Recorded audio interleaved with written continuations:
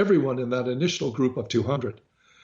Moses spent many hours replaying the different adventures that had beset them so long ago. Moses informed them that he had seen the promised land at the other end of the world, that it was a land of milk and honey, that it had a climate similar to that of Sinai, and that it was 6 times bigger with a lot more to offer. He also told them how God had shown him where to bury the D-corner tablet. He had brought back a papyrus map with him to find the treasure. In this case, the identical 10 Commandments tablet without the corners. It would always be available for future generations, and more importantly, the burial of the tablet was a sort of planting the flag, as it were, a way of showing that they, as a people, had acquired land, the promised land for the descendants of the children of Israel. After many days of storytelling and rest, Moses now asks Joshua and Caleb to see the place where the 4 corners are buried, and he is led to Jerusalem.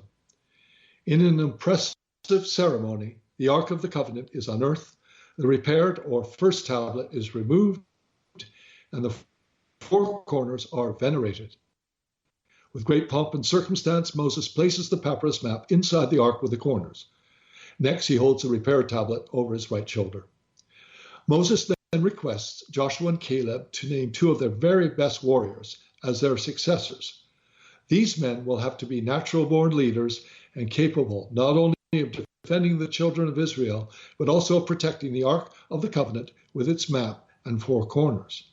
The twins' name, Adnu and Con, 2 warriors in their early 20s who are not only bigger and stronger than they are, but much younger. Moses is partially satisfied, but wants more for his flock. Although he's happy with the choice of Adnu and Con, who are men young enough to be his great-grandchildren, he feels his children of Israel have been spinning their wheels in Sinai and need to move on to greener pastures like Canaan. He feels they have become complacent. As he is very old now, he wants, as do Joshua and Caleb, to have the new warriors show the way into this local land of plenty. Adnu and Con are very enthusiastic and promise to lead Moses and the children of Israel the very next day. That night, God appears as a gigantic 10-meter wave to Moses in a dream.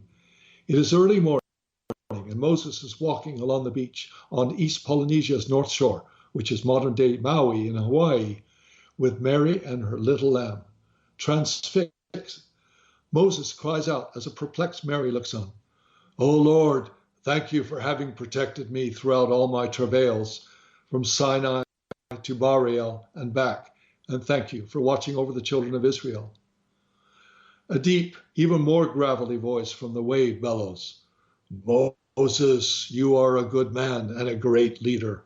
You have led our people to the promised land, and they are thriving well.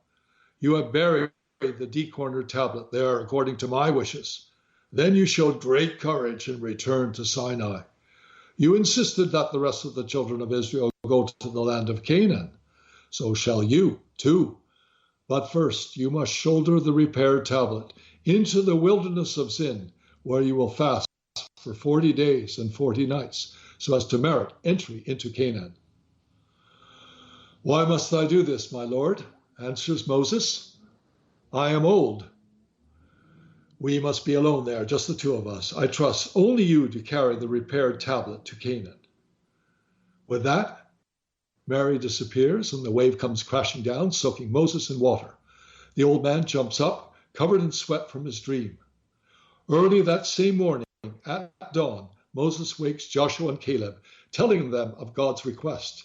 He asks them to promise to keep alive the legend of the 4 corners and the D-cornered tablet in Bariel. This is prescient thinking on his part, because 30 days into his ordeal, Moses slips and collapses while climbing through a canyon with the tablet on his back. The tablet drops into a gully and breaks into 4 pieces. Being a vengeful and spiteful God, and angered by this error on the part of his star pupil, the Lord abandons him to fend for himself. Having fasted for so many days and down to his last bit of water, Moses never makes it to Canaan, as he eventually dies of thirst in the desert. However, the Lord allows him to have a smile upon his face when he dies, because he has seen the promised land of Bariel. On the other hand, Joshua and Caleb, as well as Adnu and Con, do make it to Canaan.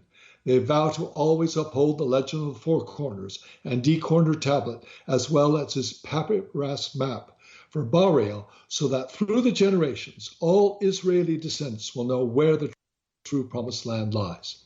Specifically, the young men vow to appoint 2 warriors to replace themselves before they get old, and so on down the line.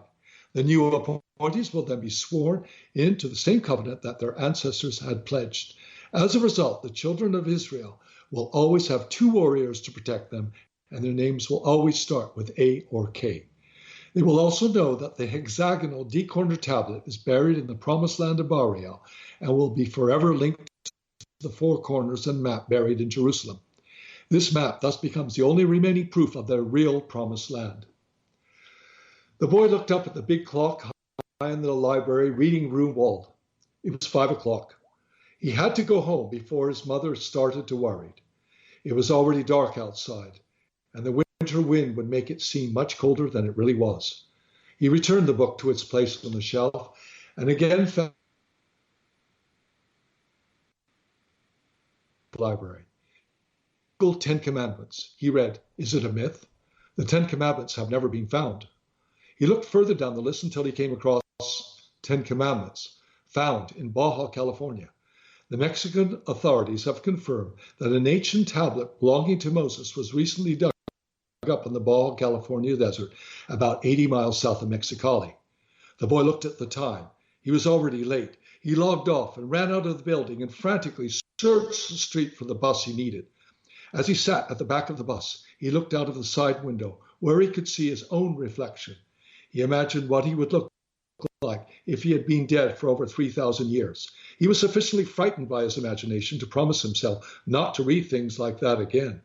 He then decided to imagine he was a warrior descendant of Adnu and Con. He fought 3 different ancient battles during the 30-minute trip to his home. Well, that's it. There's the novella, The Second Promised Land, by Richard Bonte and James Crew Allen. It's available in print or in e-form on Amazon's Kindle. If you download this and the last 2 episodes, you will have the entire novella in audio form. We only have 15 seconds left to read the complete versions of The Second Promised Land and The Baja Redemption, also by Richard Bonte and James Crew Allen, and or other works, most of which are available in print and e-form. Please go to richardbonte.com and click on Purchase Books Now. This is Richard Bonte, host of Curmudgeonly Yours on Society Bites Radio. So I'd like to thank our guests for being on Curmudgeonly Yours today. And please, if you like what you heard, send me an email to richard@richardbonte.com. And if you didn't, please keep your comments to yourself. Remember, this is Richard Bonte and Curmudgeonly Yours on Society Bites Radio, where everything is what it seems, nothing is what it seems, and what is not said is often of most interest.